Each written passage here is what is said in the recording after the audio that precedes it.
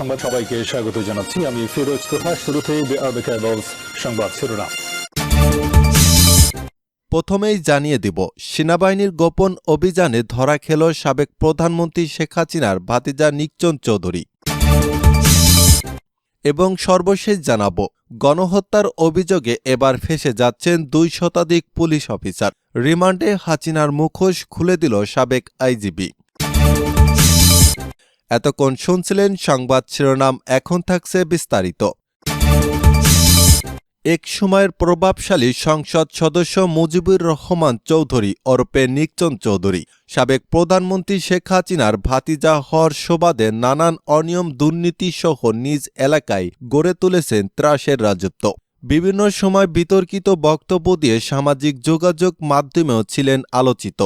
পদ্মা সেতু দুর্নীতির অভিযোগ সামনে এলে যার নাম সবচেয়ে বেশি শোনা যায় তিনি এই নিকচন চৌধুরী। ক্ষমতার অপব্যবহার করে দেশ ও দেশের বাইরে সম্পদের পাহাড় গড়েছেন।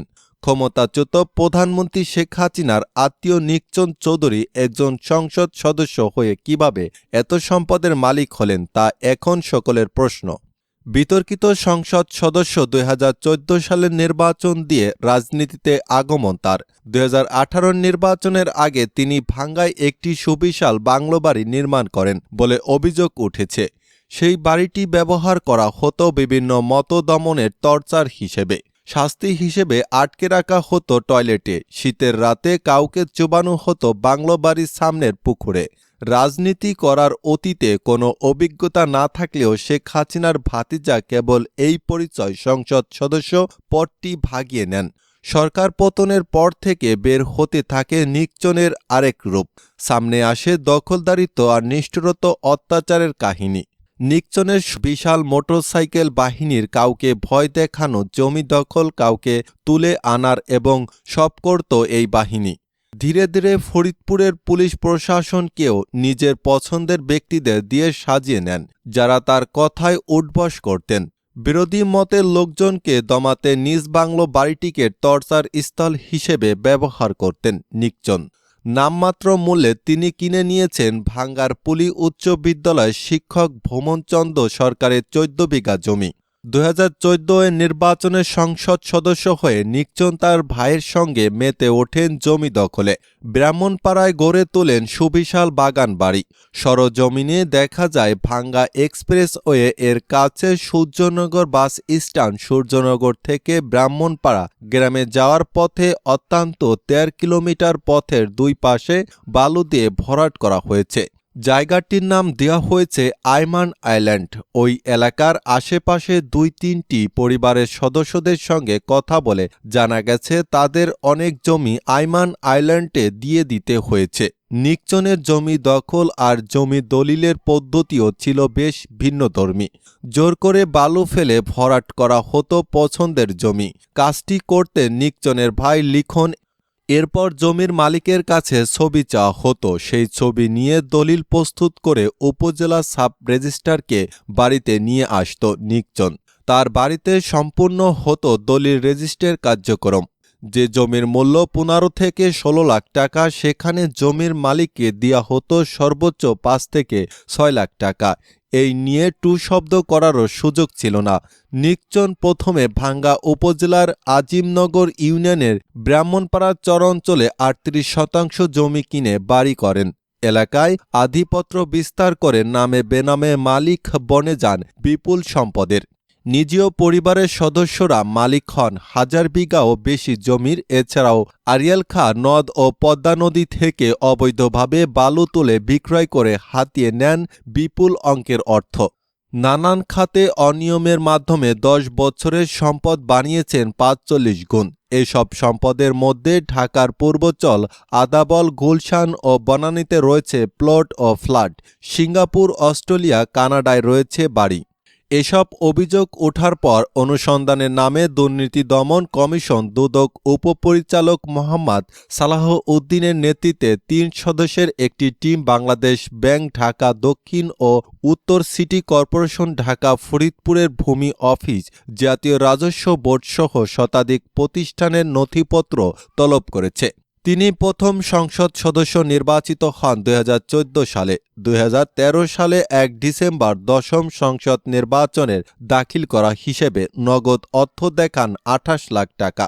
কৃষি খাতে 2 কোটি 5 লাখ শেয়ার সঞ্চয়পত্র ও ব্যাংক আমানত 2 কোটি টাকার আর স্ত্রীর নামে দেখান ঢাকায় একটি প্লট ও 7.5 কাঠা প্লট। তবে দ্বাদশ সংসদ নির্বাচনের হলফনামায় দেখান নগদ 38 লাখ টাকা। স্ত্রীর নামে 1 কোটি 52 লাখ টাকা কৃষি জমির পরিমাণ উল্লেখ করেন।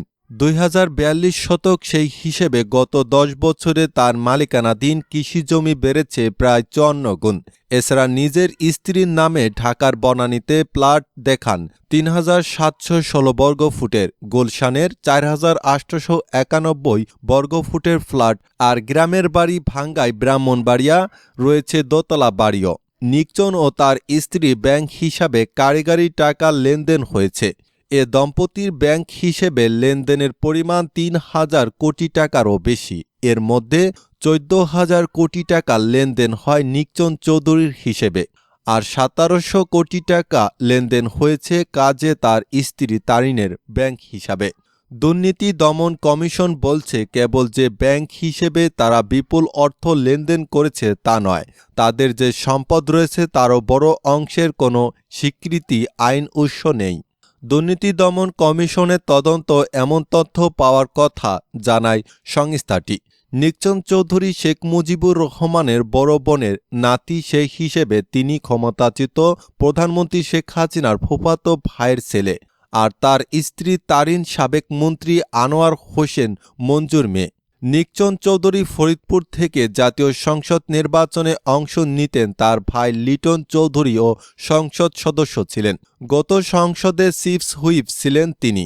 দুদকের নথিতে দেখা যায় নিকচনের ব্যাংক হিসেবে মোট 55টি এসব হিসেবে লেনদেন হয় 14,002 কোটি টাকার বেশি, আর তার অর্জিত সম্পদ পাওয়া গেছে 14 কোটি টাকার, যার মধ্যে গ্রহণযোগ্য আয় আছে 7 কোটি টাকার সম্পদের।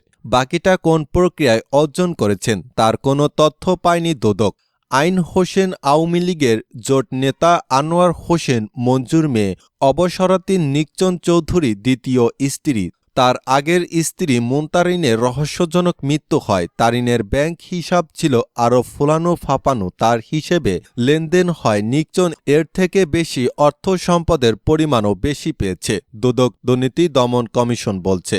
তারিনের ব্যাংক হিসেবে লেনদেন হয় 1700 কোটি টাকার বেশি, যদিও তার ব্যাংক হিসাব পাওয়া গেছে 17টি। এসব হিসাবে জমা পড়েছে প্রায় 9.5 কোটি টাকা। সম্পদ পাওয়া গেছে 24 কোটি টাকার। অঙ্গসঙ্গতিপূর্ণ সম্পদ মিলেছে প্রায় 4 কোটি টাকার। শেখ হাসিনার পরিবারের কাছের এই দম্পতি এখন কোথায় আছেন সেটা জানা যায়নি, তবে তাদের বিদেশ যাত্রা বারণ রয়েছে। দুদক তাদের বিপুল জমি জমার ওপর খোঁজ পেয়েছে। বিদেশেও তাদের বাড়ি থাকার তথ্য পেয়েছে দুর্নীতি দমন কমিশন। অস্ট্রেলিয়া, কানাডা, সিঙ্গাপুরে নিকচন ও তার স্ত্রী তারিনের 3টি বাড়ির সন্ধান পাওয়া গেছে। অনিয়ম দুর্নীতির কারণে অনেকে তাকে দুর্নীতির মহারাজ হিসেবে চিহ্নিত করে থাকেন। শেখ পরিবারের এই সদস্য যতটা রাজনীতিতে আলোচনায় ছিলেন, তার থেকে বেশি ছিলেন বিতর্কিত সন্ত্রাসী কর্মকাণ্ডে। আওয়ামী লীগের রাজনীতিতে শুরুতে জড়িত না থাকলেও পেছনে বিশেষ অনুকূল, যদিও সর্বশেষে তিনি যুবলীগের প্রেসিডিয়াম সদস্য ছিলেন।